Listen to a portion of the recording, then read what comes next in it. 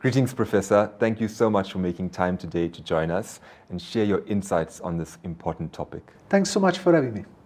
As you know, Standard Bank and SOAS have been collaborating since 2021, where SOAS played an instrumental role in helping us understand what climate change and sustainable finance is all about so that we could frame and position our climate change approach. And now we find ourselves in our climate summit where SOAS has been our partner for the past few years. Excellent. So with that background, Prof, please can you tell us a bit more about what SOAS and your newly formed Center for Sustainable Structural Transformations is doing to advance research and find tangible solutions in the space of energy transition? Sure. I mean, as you know, SOAS has always been a quite, avant-garde institution in a sense. It's been pushing frontier of research, but also trying to be very organic to the world global problems. We are uniquely positioned to understand what is happening in different regions across the global south, because the institution has always invested in trying to build relationship, partnership, and increasingly partnership with all stakeholders in many of these areas.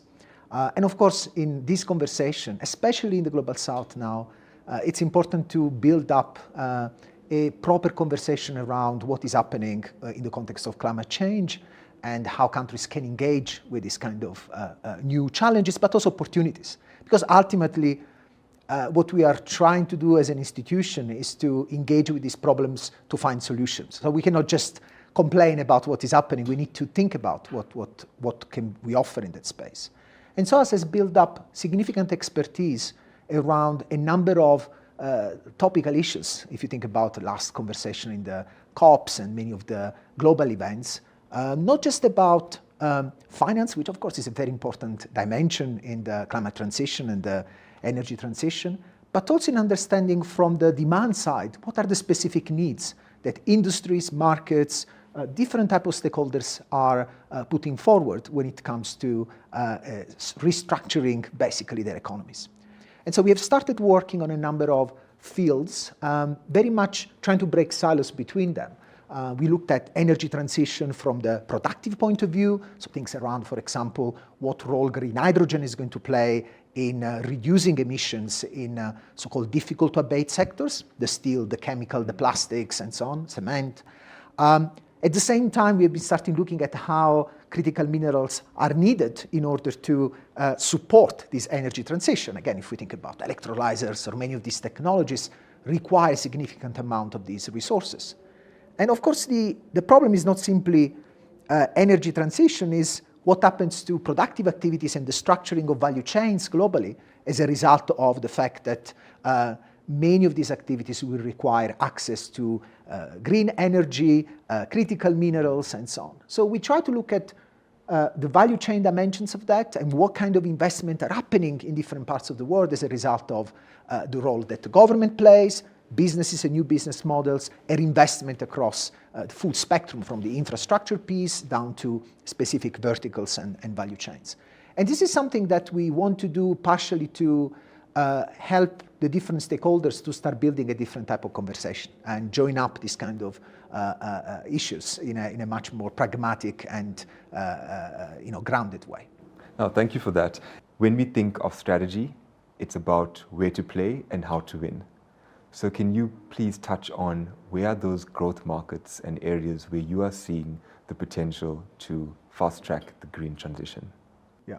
So I think the first issue to realize is that finance is essential, but it's one of the arrows in the set of instruments that we have. If we think about how the current development in the energy sector in South Africa, for example, have relieved lots of the pressure that, in a sense, in the last few years we have been having, right? And how that potentially start opening up more space and making some investment more viable, give you the sense of how these issues are almost preconditions for investment to become viable. And secondly, we also know that markets there is a big debate on how to expand the size of the market through the Africa Free Trade Continental Agreement. Markets need to be sufficiently integrated, sufficiently talking to each other, and sufficiently large to allow for significant investment in many of these industries we were discussing before. These industries are also industries where there are significant scale economies, network effects. So are industries that require quite a lot of regulation to make sure that they are going to be making investment that are transformative and that are creating competitive markets. We don't want to end up having, again, situations where few players are, if you want, controlling or affecting pricing, competitiveness down the stream of many of these industries. So an important dimension is finance, but there is issues around competition policy, coordination between investments, or broader industrial policy. We are in situations where globally there is a race for access to minerals. This race has to be managed because it can be also quite detrimental. We go back to the geopolitical tensions that we see globally. African countries are blessed with huge amount of natural resources. These resources in the past have not been used having in mind a domestic, real transformative industrialization. And also the fact that the continent is uniquely positioned to generate renewable energy also means that there are opportunities on the one end to just go for the easy route, generate green energy and export that green energy, as it was previously minerals or other natural resources, or to start leveraging the green energy that can be generated in the continent with wind, solar, and so on, to attract exactly those industries that require significant amount of energy and green energy.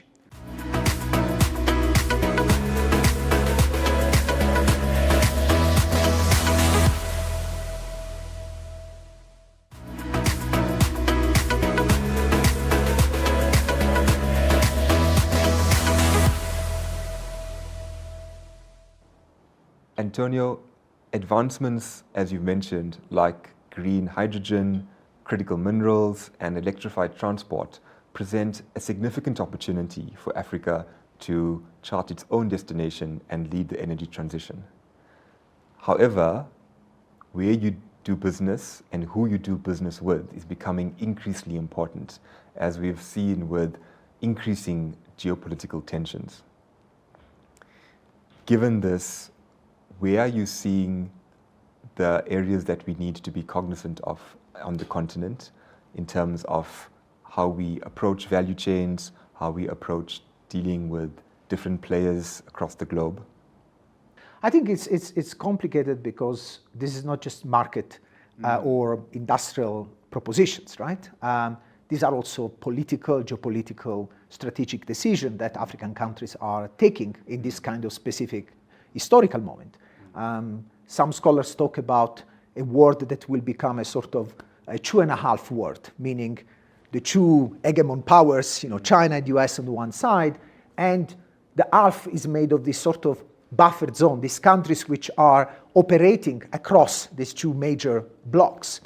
Now, from a country point of view, of course, all partnership, we want to avoid as much as possible a world where walls are built and there is no dialogue. But certainly African countries are in a moment where they need to leverage their resources to pragmatically to get the best possible deal, so to speak, across these different races, and here means, not just as individual countries, but also as a regional blocks, how to negotiate different type of trade agreements, different type of technology transfer, what kind of conditions, what kind of reciprocity mechanism are introduced in this kind of a new engagement that in a sense go beyond, again, just transition. It's just not about getting some resources transfer, it's about having the possibility to have access to technologies, access to the real value creation activities and the location of those in these countries.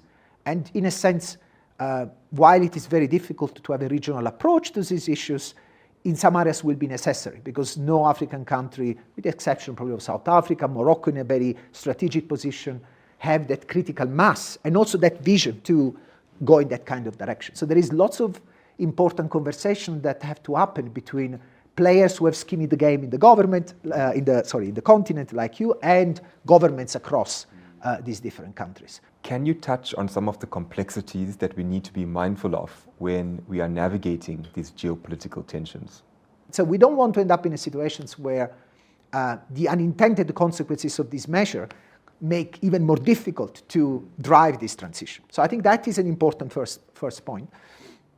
The second one is that while regulatory measures have been, if you want, the broader regulatory state approach that the EU use in particular, have created this tension, we also need to realize that there are other barriers that have been introduced. When the US introduced the IRA or some of these instruments, the threshold in terms of how much they can put on the table in terms of financial power and investment vis-a-vis many developing countries or middle-income countries is enormous, right? So that gap creates a huge disadvantage there. And so there is a need also to find ways to really create opportunities in countries that need to be part of the solution. They cannot be left in this simply as recipient of decisions made somewhere else. Okay. Prof, if you had a crystal ball, where do you see the energy transition in the next 20, 30 years? Will there be winners and losers? And where are those markets we need to invest in now in order to get the returns?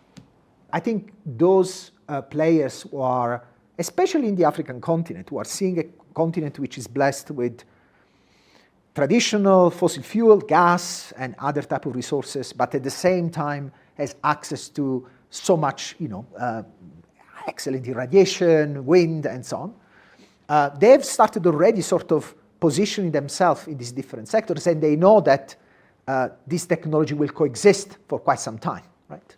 But we also don't know how climate change is going to put pressure, especially in the African continent. I mean, the African continent still relies a lot on hydro, and it's not clear how climate change will affect the filling of dams or the working of these energy system.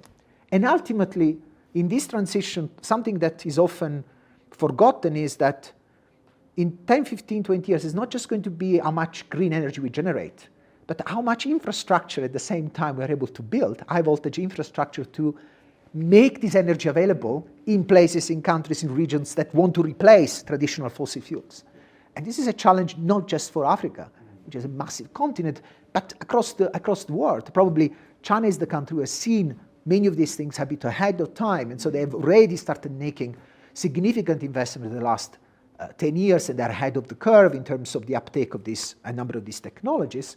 But I would say these are dimensions of this future that will have to be governed, will have to be shaped, and the more we are in an early stages now looking at them as part of, not just as a problem, but part of the solution of a new vision of industrialization and sustainable development, the more we will be able to be at the driving seat of that transition.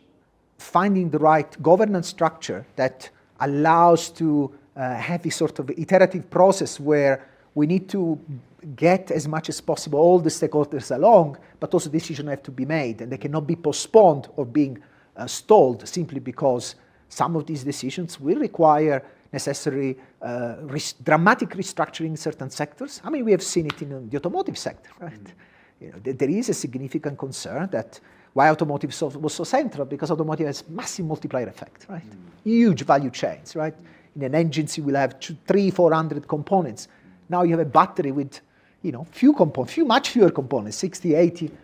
What all these people are going to be doing? Thank you, Prof, so much for joining us. Thank you very much for having me.